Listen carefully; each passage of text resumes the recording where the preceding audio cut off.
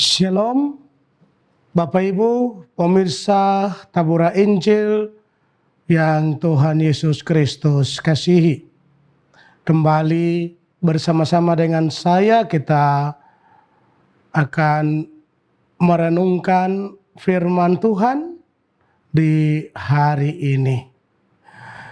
Mari kita berdoa sebelum kita membaca dan merenungkan firman Tuhan di saat ini.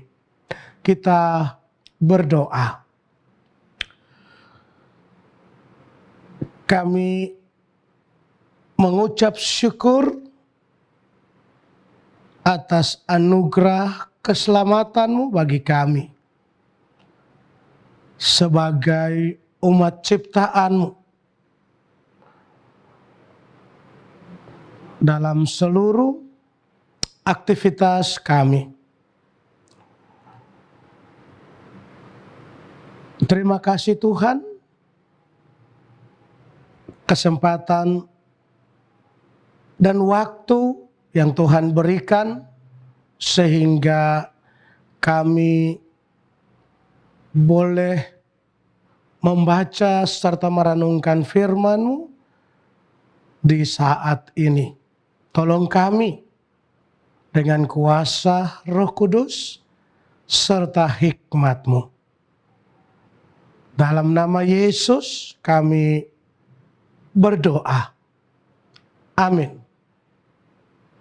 Pemirsa Tabura Injil yang Tuhan Yesus Kristus kasihi, di mana saja Bapak Ibu Saudara berada,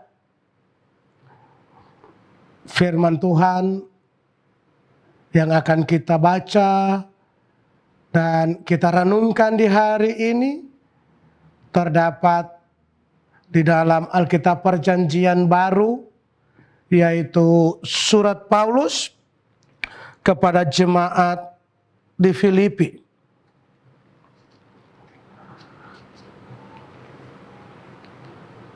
Filipi pasal 1 ayat 3 sampai dengan ayatnya yang ke-11.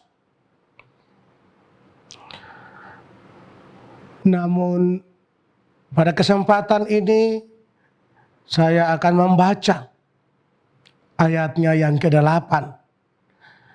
Harapan saya Bapak Ibu Saudara dapat membaca dari ayat 3 hingga ayatnya yang ke-11. Filipi pasal 1 ayat 3 hingga ayatnya yang ke-11, namun saya akan membaca pada ayatnya yang ke-8 dengan perikop ucapan syukur dan doa. Sebab Allah adalah saksiku, betapa aku dengan kasih mesra Kristus Yesus merindukan kamu sekalian. Pemirsa Tabura Injil yang Tuhan Yesus Kristus kasihi, realita kehidupan kita sebagai umat Tuhan merupakan suatu kewajiban bagi kita untuk selalu mengucap syukur dalam kehidupan kita. Tentunya bentuk dari ungkapan syukur itu pasti memiliki jenis dan bentuk yang berbeda-beda. Sesuai dengan karya Allah yang dialami dalam hidup kita. Baik itu sebagai keluarga maupun juga selaku pribadi seseorang. Nah, Bapak Ibu Saudara, melalui teks bacaan kita di hari ini, kita akan melihat alasan Paulus mengucap syukur, serta isi dari sebuah doa yang tulus dapat kita panjatkan kepada Tuhan atas kasih karunia Allah dalam hidup kita.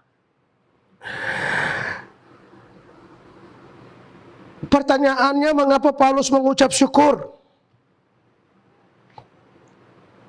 Menjadi alasan dari Paulus mengucap syukur karena ada persekutuan. Dan di dalam persekutuan itu nampak berita Injil.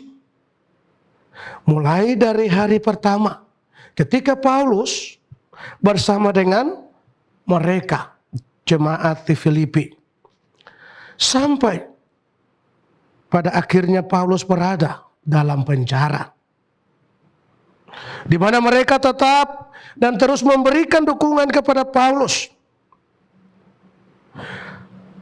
Ini merupakan bukti dari tindakan iman melalui persekutuan yang mereka bangun. Selain itu kita juga melihat bagaimana cara Paulus mendoakan mereka. Dan inilah doaku. Semoga kasih-Mu makin melimpah dalam pengetahuan yang benar dan dalam segala macam pengertian. Pada ayatnya yang ke-9. Sebagaimana yang dilakukan oleh Rasul Paulus terhadap jemaat di Filipi. Meskipun dia sedang menjalani hukuman penjara, tapi dia tetap ingat dan terus mendoakan jemaat-jemaat yang ia dirikan. Itu berarti dia tidak akan pernah melepaskan apa yang sudah dibangun. Dia akan terus pelihara dalam perjalanannya. Apa yang ditunjukkan oleh Rasul Paulus ini merupakan contoh yang relevan bagi kita sebagai umat Tuhan dalam mendoakan saudara-saudara kita yang ada di dalam Kristus.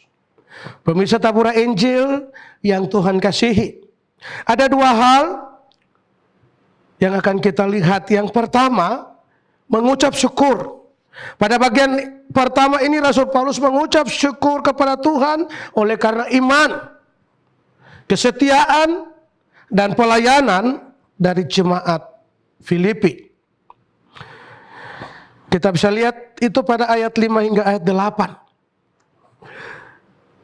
Paulus memahami betul bahwa iman, kesetiaan, dan pelayanan yang ditunjukkan oleh jemaat Filipi semata-mata dikarenakan oleh kesetiaan Tuhan. Sebab iman dan kesetiaan manusia kepada Tuhan adalah semata-mata penyataan dari Allah kepada kita. Oleh karena itu bagi saudara-saudara seiman, kita patut untuk selalu mengucap syukur atas karya Allah yang kita alami, yang kita nikmati dalam kehidupan kita hari lepas hari. Yang kedua, mendoakan.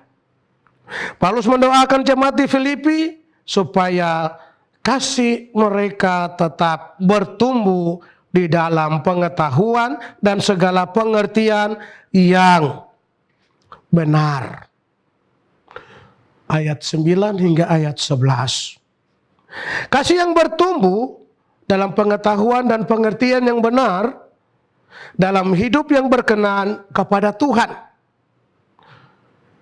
Sesungguhnya itulah inti pertumbuhan iman Kristen. Setiap orang Kristen perlu untuk bertumbuh di dalam imannya dan di dalam kasihnya.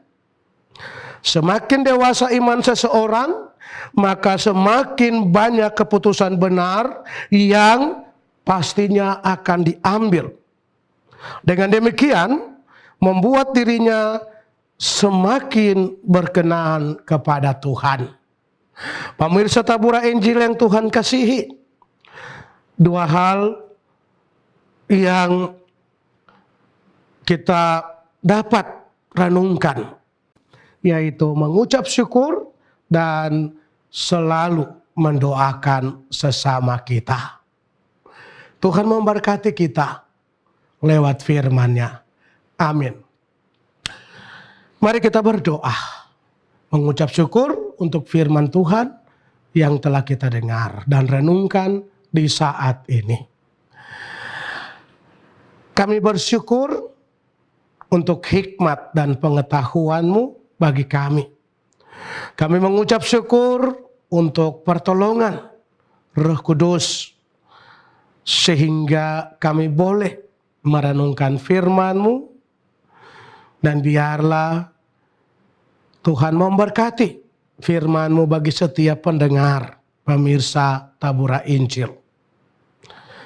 Dalam seluruh aktivitas, kehidupan, tugas dan kerja mereka. Sempurnakanlah firman-Mu bagi kami semua. Terima kasih Tuhan. Di saat ini kami berdoa menyerahkan seluruh pekerjaan, tugas tanggung jawab dari setiap umat Tuhan.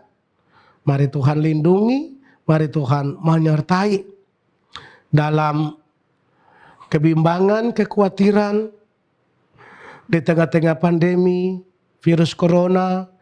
Biar Tuhan dapat menyelamatkan mereka dan menghalau mereka dari penyebaran pandemi virus corona. Hamba-hamba-Mu yang terus menyuarakan, mendoakan dan memberitakan Injil kebenaran-Mu, Tuhan memberkati. Terima kasih Bapa, para kru yang terus dengan setia menyiarkan. Tuhan memberkati mereka dalam tugas tanggung jawab kehidupan mereka hari lepas hari. Bapa di surga, terima kasih.